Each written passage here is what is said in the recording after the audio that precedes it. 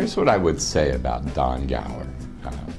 First of all, I would tell everyone in the room, shh, because he's so soft-spoken, he's so quiet, yet he's such a strong leader.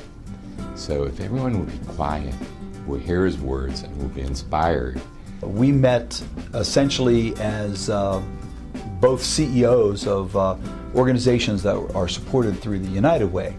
And when I met Don in that setting, we immediately resonated both philosophically as well as programmatically.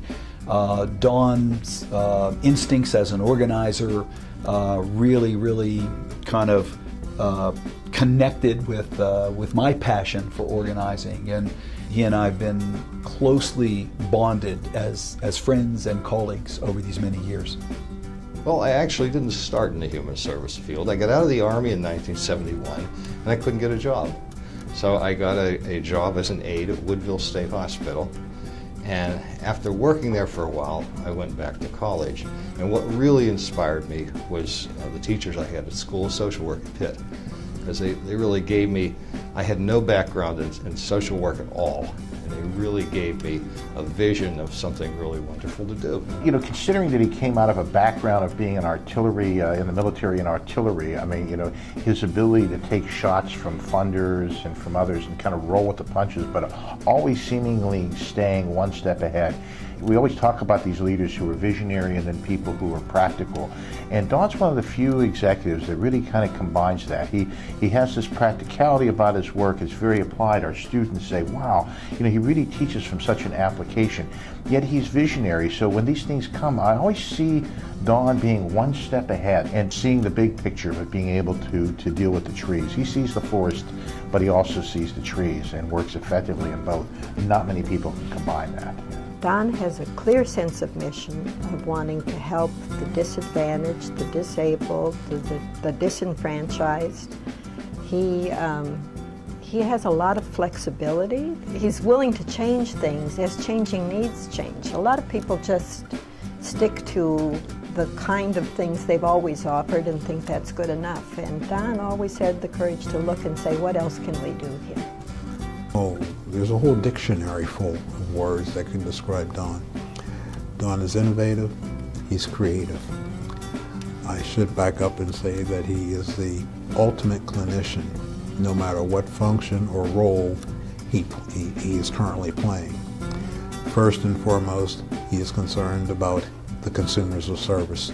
Don is also a realist, he's a pragmatist.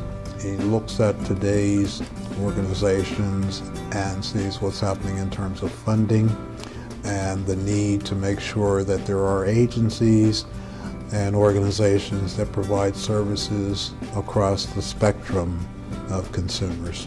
As director of the Family Services of Western Pennsylvania, Don's reach has been incredible.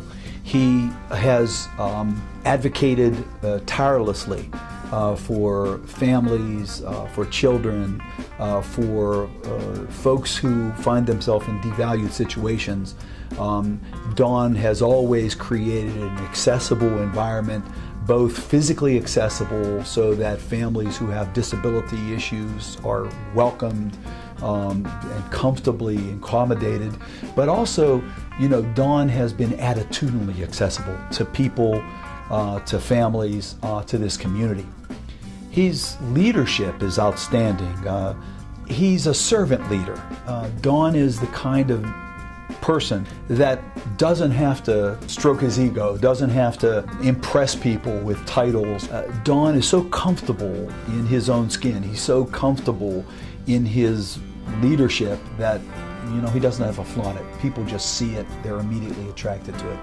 I think we need to get people in general to understand what we do and the capacity of the people that we represent.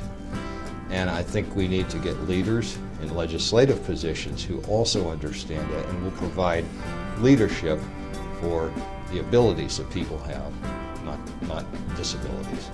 Changes I'd like to see in support of people with disabilities or people in disadvantaged situations would be that we have a much more sharing attitude than what we have now. And I think that comes about as people get to understand what a disability or a disadvantage really is and how it could be happening to any of us. United Way now funds organizations, including UCP, that can meet certain criteria. And those criteria are effectiveness, that you can show results, efficiency, that you can do it with the least dollars possible, innovation, that you're constantly looking at how can you improve things, and collaboration. And Don personifies all four of those great qualities. Just seeing the way he's inspired the next generation of leadership, the way he cultivates and grows people has been really important. So he's been doing that through his teaching, he's been doing that through the workshops and the training that I've been really fortunate to collaborate with him on. But it's also just the way he takes people under his wings to kind of grow new leadership and inspires other people to step into the scary leadership role of running these organizations that we do. The things that made the most effect and gave me the most advantage were people who mentored me. And there were two people who were significant. The first guy who hired me at that state hospital for my first job in this field had faith in me. I had no background. There was no reason for him to hire me, but he had faith in me and he hired me. And the next person was my mentor for almost 20 years.